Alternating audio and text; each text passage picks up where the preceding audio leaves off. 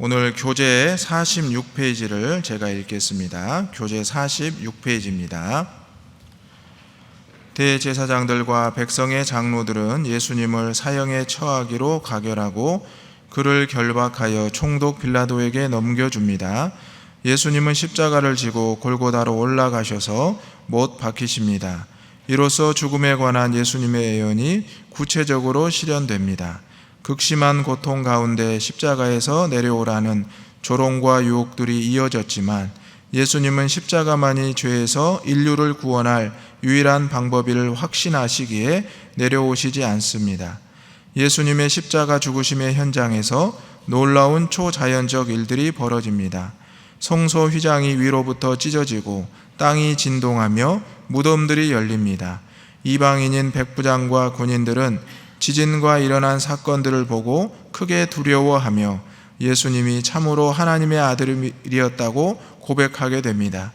예수님의 시신은 아리마대 요셉의 무덤에 들어가게 되고 그 무덤을 굳게 지키는 병사들이 배치됩니다. 아멘. 마침내 예수님은 잡히시게 되었고 총독 빌라도에게 서게 됩니다. 총독 빌라도는 예수님을 계속해서 신문하면서 예수님에게 죄가 없음을 알게 됩니다. 하지만 빌라도는 예수님을 풀어줄 방법을 찾지 못했고 결국 사형을 언도하게 됩니다. 이 모든 것이 너무나 억울하고 안타까운 예수님의 모습인 것 같지만 결국 하나님께서 예수님을 이 땅에 보내신 언약의 말씀, 메시아의 사명, 구세주의 사명을 감당하고 있음을 알게 됩니다. 오늘 본문을 통해서 세 가지 기도의 제목을 나누고자 합니다. 첫 번째 기도 제목은 가롯 유다처럼 예수님을 팔지 않게 하소서입니다. 가롯 유다처럼 예수님을 팔지 않게 하소서입니다. 본문의 3절 말씀을 다 같이 읽어보겠습니다. 시작. 그때 예수를 판 유다가 그의 정죄됨을 보고 스스로 뉘우쳐 그 은 30을 대제사장들과 장로들에게 도로 갖다 주며. 아멘. 가롯 유다는 예수님의 12제자 중에 한 명입니다. 돈을 맡을 정도로 똑똑하고 신뢰를 받던 제자입니다. 어쩌면 베드로나 그 어떤 제자들보다 예수님께 신뢰를 받고 제자들에게 신뢰를 받았던 제자였을 것입니다. 하지만 우리가 아는 대로 가롯 유다는 마귀의 시험에 빠져서 결국 스승이었던 예수님을 은 30의 대제사장들에게 팔아 넘기게 됩니다. 오늘 3절의 말씀을 보게 되면 유다가 예수님의 잡히시고 끌려가시는 모습을 보며 스스로 뉘우쳐 그 은 30을 대제사장들과 장로들에게 도로 갖다 주고 그 이후의 말씀을 읽어보면 목을 메어 죽었다라고 성경은 기록하고 있습니다. 사실 가롯 유다가 저지른 죄는 그 어떤 것으로도 용서받을 수 없고 회개할 수 없는 중대한 죄였습니다. 그런데 이 가롯 유다는 결국 그의 잘못된 것을 깨달았지만 스스로 뉘우치고 은 30을 대제사장들에게 돌려주려고 합니다. 하지만 대제사장과 그 무리들은 오히려 그것을 거부하고 너가 그것을 책임져야 된다고 말을 하게 됩니다. 결국 가롯 유다는 죽음을 선택하게 되고 그의 죽음은 오늘날까지 우리 성도들에게 회자가 되고 있습니다. 사랑하는 성도 여러분, 예수님을 부인하고 예수님을 팔아버리고 또 예수님을 십자가에 못 박았던 또 예수님 앞에서 도망쳤던 많은 제자들의 모습을 볼 수가 있습니다. 특별히 가롯 유다는 예수님을 은 30에 팔아넘긴 큰 죄를 저질렀습니다. 우리는 가롯 유다가 정말 나쁜 제자라고 말을 합니다. 하지만 우리가 생각해 보면 우리의 모습 안에서도 가롯 유다처럼 예수님을 은 30에 팔아넘겼던 우리의 모습이 있었음을 돌아보아야 할 것입니다. 세상에서 내가 예수님의 제자라고 하나님의 성도라고 그리스도인이라고 말을 했지만 어느 순간에 세상의 명예와 물질 앞에서 예수님을 팔아버리고 예수님을 모른 척하고 예수님을 부인했던 모습이 바로 저와 여러분의 모습이었기 때문입니다. 오늘 가롯 유다는 예수님께 회개하지 않고 스스로 뉘우치는 또 한 번의 죄를 범하게 됩니다. 우리가 죄를 범하였고 우리가 죄를 대속하기 위해서는 오직 예수의 이름으로 그 죄가 대속할 수 있음을 기억해야 될 것입니다. 오늘 가룟 유다의 모습 가운데 제자의 멋진 모습도 있었지만 안타깝고 흉악한 모습이 있었음을 기억해야 됩니다. 우리 성도들의 모습 가운데서도 하나님을 기쁘시게 하는 모습도 있었지만 어쩌면 가룟 유다처럼 예수님을 시시로 팔아버리고 또 그것을 죄로 여기지 않는 우리의 모습이 있었음을 반드시 기억하고 가룟 유다의 모습을 따라가지 않는 저와 여러분이 되시기를 간절히 소망합니다. 아멘. 두 번째 기도 제목은 빌라도처럼 예수님을 정죄하지 않게 하소서입니다. 빌라도처럼 예수님을 정죄하지 않게 하소서입니다. 본문 24절 말씀을 다 같이 읽어보겠습니다. 시작. 빌라도가 아무 성과도 없이 도리어 밀란이 나려는 것을 보고 물을 가져다가 무리 앞에서 손을 씻으며 이르되 이 사람의 피에 대하여 나는 무죄하니 너희가 당하라. 아멘. 빌라도는 총독으로 예수님 십자가 사건을 최종적으로 담당하고 재판했던 인물입니다. 우리가 새벽 기도회 때마다 하나님 앞에 늘 기도하지만 우리가 하나님 앞에 말씀을 듣고 따르지만 우리 빌라도의 모습을 보면서 빌라도는 왜 저런 잘못된 판단을 했을까라는 생각을 하게 됩니다. 빌라도의 이 잘못된 판단은 지금까지도 주기도문에 등장하면서 수많은 성도들의 입술에서 빌라도에게 예수님이 고난을 받았다라는 것이 읽혀지고 있는 사실입니다. 빌라도는 예수님을 신문하며 죄를 찾았지만 도대체 그에게서 그 어떤 죄도 명확한 증거나 또 죄명을 찾을 수가 없었습니다. 그래서 빌라도는 대제사장들에게 백성들에게 수차례 이야기합니다. 도대체 이 사람에게 어떤 죄가 있느냐? 내가 아무리 신문하고 찾아봐도 이 사람에게는 죄가 없는 것 같다. 그리고 심지어 예수님에게 물어보면서 당신에게 이러한 죄가 있는 것을 아느냐? 라고 물었을 때 예수님은 그것을 대답하지도 않았습니다. 하지만 빌라도는 세상 사람들의 여론의 무서움을 알았기에 결국 예수님에게 원래의 죄명이었던 신성모독으로 사형을 언도하게 됩니다. 그런데 여러분, 오늘 본문의 말씀을 보게 되면 빌라도의 아내가 빌라도에게 사람을 보내어 간청하게 됩니다. 내가 꿈을 꾸었는데 이 사람 때문에, 예수 때문에 얘가 많이 탔습니다. 제발 그 사람의 판단에 대해서, 판결에 대해서 당신은 관여하지 마십시오. 빌라도의 아내가 꿈을 꾸었고 그 꿈에서 예수님 때문에 빌라도와 그 아내가 고통을 당했다는 것을 이야기를 했습니다. 하지만 빌라도는 그 충언과 그 아내의 권유에도 불구하고 예수님에게 사형을 언도하게 됩니다. 결국 빌라도는 오늘까지도 사도신경의 고백 속에 등장하며 예수님께 고난을 준 이름으로 기억되고 있습니다. 오늘 우리는 어떻습니까?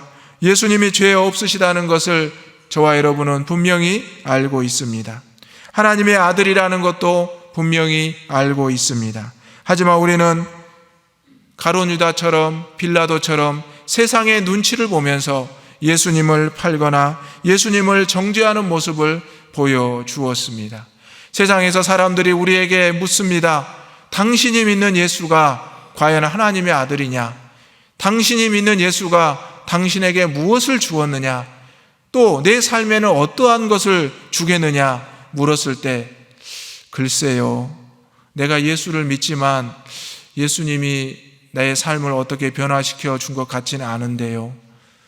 당신이 말한 대로 예수님의 좀 의심이 가는데요. 어쩌면 저는 어쩔 수 없이 신앙생활을 하고 있습니다. 이렇게 말하는 우리의 모습이 있었다는 사실입니다.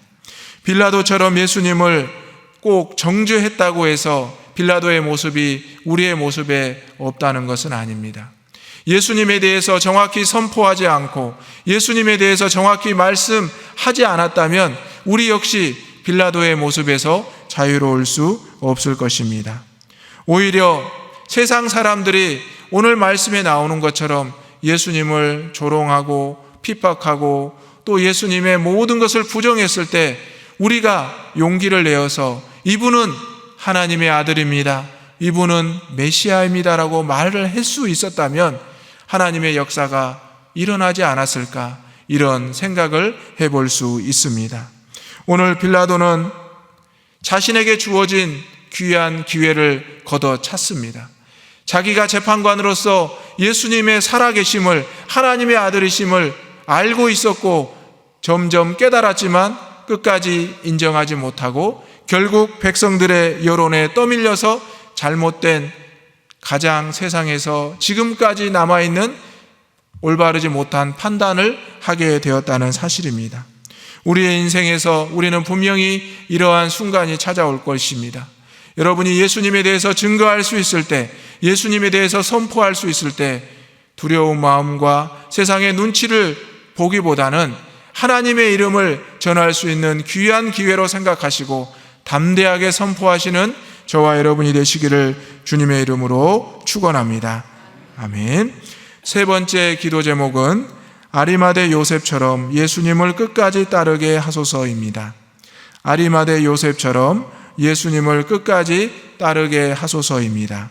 본문의 57절부터 60절까지 다 같이 읽겠습니다. 시작. 저물었을 때 아리마대 부자 요셉이라 하는 사람이 왔으니 그도 예수의 제자라. 빌라도에게 가서 예수의 시체를 달라 하니 이에 빌라도가 내주라 명령하거늘 요셉이 시체를 가져다가 깨끗한 세마포로 싸서 바위 속에 판 자기 새 무덤에 넣어두고 큰 돌을 굴려 무덤 문에 놓고 가니. 아멘. 사내들인 공의회 의원이었던 아리마대 요셉이 빌라도에게 찾아옵니다. 그리고 자신이 예수님의 제자임을 밝힙니다. 여러분, 이것은 자신의 목숨을 내어놓는 일입니다. 이미 예수님이라는 선지자는 십자가에서 죽었고 이제 제자들도 다 도망쳤고 예수님을 저주하며 부인했습니다. 그런 상황에서 예수님의 시신을 버려두지 않고 아리마대 부자 요셉이 찾아갔던 것입니다. 그리고 나는 예수의 제자입니다. 빌라도 총독이여, 내가 이를 장사할 수 있게 허락해 주십시오. 이렇게 말을 하고 있습니다. 사실 자신의 신분을 내어놓고 자신의 목숨까지 내어놓는 이 아리마대 사람 요셉의 모습이 우리에게 참 귀감이 되고 있습니다. 예수님을 팔아버렸던 가룟 유다, 그에 앞서서 예수님의 죽음 앞에 도망쳤던 제자들, 심지어 예수님을 저주하며 3번이나 부인했던 베드로의 모습과는 전혀 다른 모습을 보여주고 있습니다. 물론 아리마대 요셉도 두려움이 있었을 것입니다. 평생 쌓아왔던 명예와 물질과 가정을 다 송두리째 잃어버릴 수 있는 상황이었습니다. 어쩌면 잃어버렸을 것이라 분명히 생각됩니다. 하지만 요셉은 용기를 내었고 빌라도에게 나아가 예수님의 시신을 요청하였습니다. 그리고 빌라도는 아리마대 사람 요셉에게 그 시신을 내어주었고 아리마대 사람 요셉은 자신을 위해 준비했던 새 무덤에 예수님을 안치하게 되었습니다. 사랑하는 성도 여러분, 아리마대 요셉이 특별한 사람이어서, 어떻게 잘난 사람이어서 예수님의 마지막을 함께했던 것은 아닙니다. 아리마대 사람 요셉에게는 예수님의 제자라는 자부심과 긍지와 나의 구세주 메시아라는 확신이 있었기 때문에 예수님의 마지막을 함께할 수가 있었습니다. 오늘 우리도 아리마대 요셉처럼 예수님을 끝까지 따르는 제자가 되기를 주님의 이름으로 축원합니다. 오늘 가룟 유다와 빌라도는 예수님을 팔아넘겼고 예수님에게 잘못된 죄를 씌워 판단했던 사람으로 알려져 있습니다. 하지만 세 번째 인물 아리마대 요셉은 예수님의 제자임을 밝혔고 예수님의 마지막을 함께했던 귀한 모습을 보여주고 있습니다. 오늘 우리도 이 세 인물의 모습을 생각하면서 우리가 따라가야 될 모습이 어떤 모습인지를 기억하며 오늘 하루를 살아가시는 저와 여러분이 되시기를 주님의 이름으로 축원합니다. 아멘. 오늘 말씀을 기억하면서 세 가지 기도의 제목으로 함께 기도하겠습니다. 먼저 가룟 유다처럼 우리의 삶 가운데 예수님을 결코 팔지 않게 하소서. 빌라도처럼 예수님을 결코 정죄하지 않게 하소서. 마지막으로 아리마대 요셉처럼 예수님을 끝까지 따르는 제자가 되게 하옵소서. 함께 기도하겠습니다. 주여 믿습니다. 주여 믿습니다. 주여 믿습니다.